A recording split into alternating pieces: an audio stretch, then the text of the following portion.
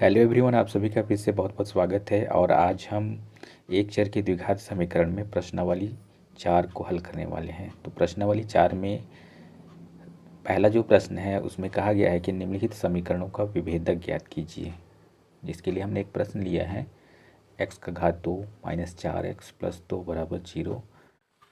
तो चलिए हल करते हैं। वर्ग समीकरण का जो मानक रूप होता है वो होता है ax का घात 2 प्लस bx प्लस सी बराबर 0। तो इससे जब हम तुलना करेंगे तो यहाँ पर लिख देंगे तुलना करने पर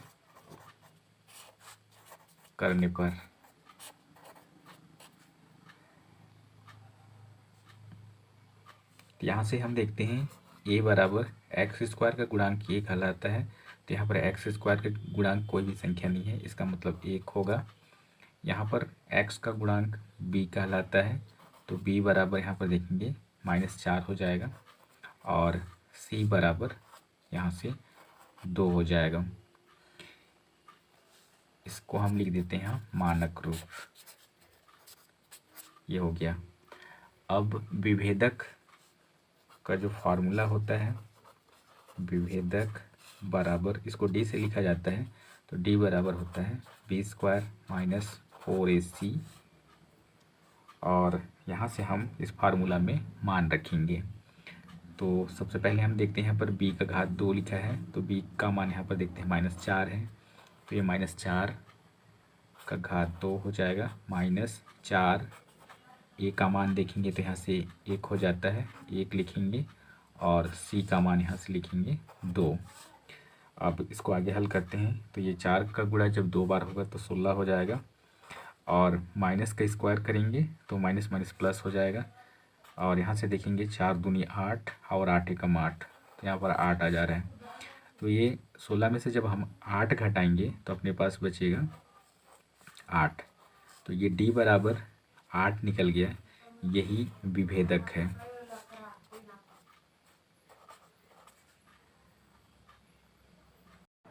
तो इस तरह से विभेदक d बराबर 8 प्राप्त हुआ और यही हमारा आंसर हुआ।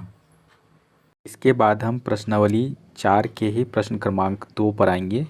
और प्रश्न क्रमांक 2 में कहा गया है कि निम्नलिखित वर्ग समीकरणों के मूलों की प्रकृति ज्ञात कीजिए। और यहाँ पर प्रश्न दिया है x का घात 2 माइनस 4x प्लस 4 बराबर 0। तो यहाँ पर हम मूलों की प्रकृति कैसी होगी इसके बारे में पता करेंगे। तो इसके लिए फिर से हम विभेदक के फार्मूला का उपयोग करेंगे और यहाँ से लिखेंगे ax का घात 2 प्लस bx प्लस c बराबर 0 से तुलना करने पर तो यहाँ से हो जाएगा a बराबर 1, b बराबर, इस b का मान देखेंगे तो यहाँ से हो जा रहा है -4 और c बराबर 4। तो विभेदक d बराबर b² माइनस 4ac ये हो जाएगा। तो यहाँ पर हम लिखेंगे b का मान -4, तो ये -4 का स्क्वायर माइनस 4a का मान यहाँ से देखेंगे तो 1 हो गया और c का मान 4 हो गया। तो इस तरह से फिर से इसको देखेंगे तो ये 4 चौक 16 हो जाएगा, -4 चौको 16, ये भी 16 आ जा रहा है।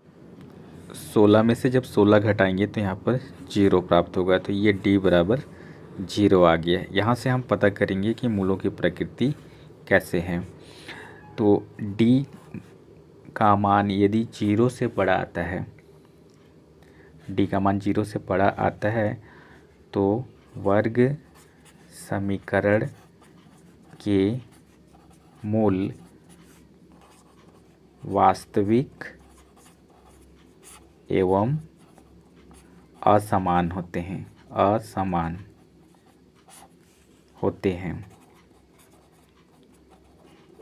ये हो गया। यदि d का मान 0 आता है तो वर्ग समीकरण के मूल वास्तविक एवं समान होते हैं, वास्तविक एवं समान होते हैं, ये हो गया। पहला कंडीशन ये हुआ और ये दूसरा कंडीशन हुआ, और एक तीसरा कंडीशन होता है इसमें, अगर d का मान 0 से छोटा होगा यानी ऋणात्मक होगा,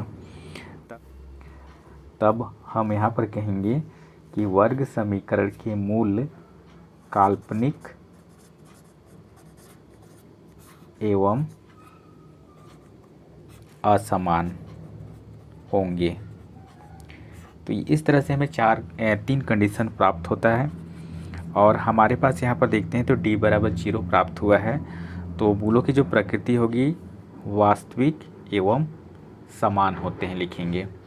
तो ये हमारा आंसर हो जाएगा, ये लिखेंगे हम। अगर d का मान धनात्मक आता, इसको हम लिख देते हैं धनात्मक। अगर धनात्मक आता तो वास्तविक एवं असमान, और d का मान ऋणात्मक तो ये हो जाएगा काल्पनिक एवं असमान। इस तरह से हम वर्ग समीकरण में मूलों की प्रकृति की जांच कर सकते हैं।